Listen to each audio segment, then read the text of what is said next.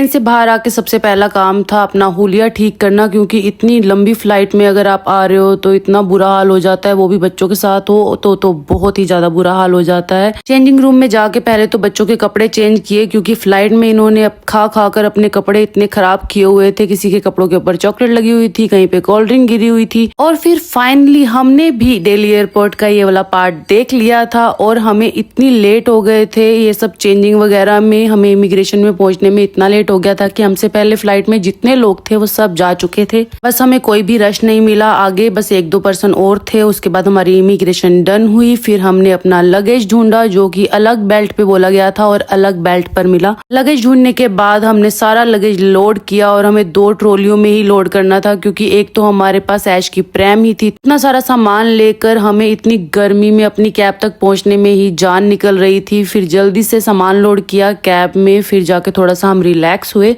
और तब तक तो हमें इतनी ज्यादा भूख लग गई थी कि हमने उनको बोला कि रास्ते में हमने अमरीक सुखदेव के ढाबे पर ही रुकना है और आलू प्याज परांठा ही खाना है। मुझे तो स्पेशली मैंने आलू प्याज परांठा मंगवाया था और मम्मी पापा ने अपने लिए मंगवाया था पनीर का परांठा। अपने यमी यमी परांठा फिनिश करने के बाद हम जैसे ही बाहर निकले वहां पर तो ऐसा मौसम ने हमारा वेलकम किया है। इतनी ज्यादा बिजली चमक रही थी और फिर थोड़ी ही देर में इतनी तेज बारिश स्टार्ट हो गई थी कि हम डरने लग गए थे। पहले तो हम रास्ते में रुके और पहले बैग्स कवर किए जो हमने गाड़ी के ऊपर रखे थे। फिर इतने सारे हसल्स के बाद हम फाइनली अपने होम स्वीट होम पहुंच गए थे और यहाँ आके इतनी खुशी हो रही थी कि हम 2 साल बाद यहाँ आए हैं। और ऐश तो फर्स्ट टाइम ही आ रही थी, वो तो सब कुछ इतनी हैरानी से देख रही थी। सब